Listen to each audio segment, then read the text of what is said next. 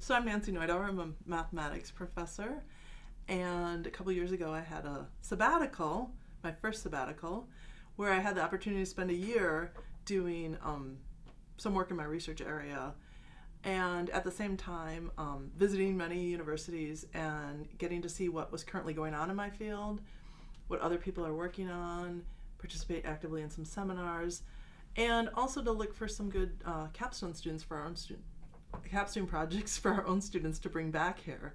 And so while I was doing this, I was looking for what would be accessible to undergraduate students in mathematics, or mathematics and computer science, that they could maybe work on for a year as part of their senior capstone project. I work in discrete mathematics, and discrete mathematics is a pretty new field. I mean, in the last 100 years, and in the last 30 to 50 years, it's really evolved quite a bit. It's become quite an emerging field. Part of this is because of the emergence of computers and computer networks and telecommunications. Discrete mathematics looks at discrete systems, and in particular what I work on, which is Matroids, looks at networks. And so we can represent lots of networks, look at network flow problems, and figure out how can you best send something over a network, whether it's a shipping network, a telecommunications network, a computer network, what's the optimal way to set up a network, and any sort of system that kind of has some relationship between the objects. So in the last, I'd say 30 to 50 years, there's been a lot really done in discrete mathematics as a whole, and in matroids particularly, and in the past 10 to 12 years, it's been a very exciting time of matroids.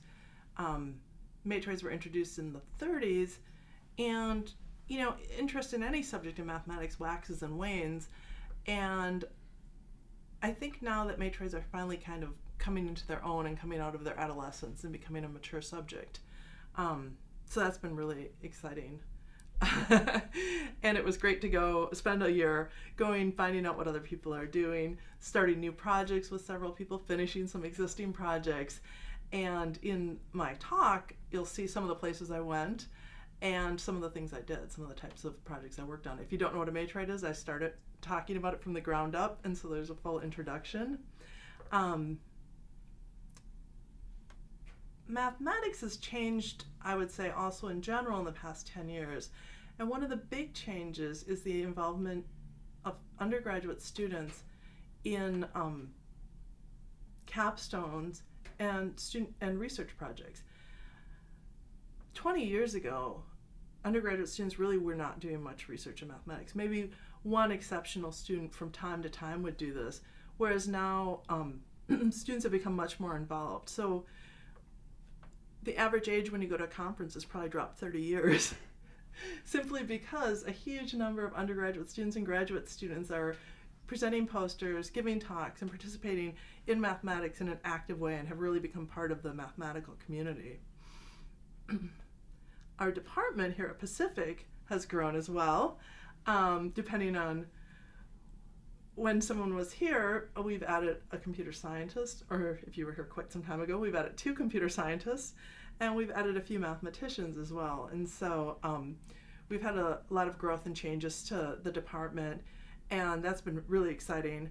And everyone is very actively involved in the mathematical community on their own, and also bring students and get students quite involved in the mathematical community. This year, we had 2 students get very nice scores on the Putnam contest. We had teams participate in the mathematical contest in modeling. That's the International Mathematical Contest in Modeling, and they did well in that. And there was the first Pacific Northwest ginormous Blockus tournament between us, Willamette, and Lewis and Clark, which we won.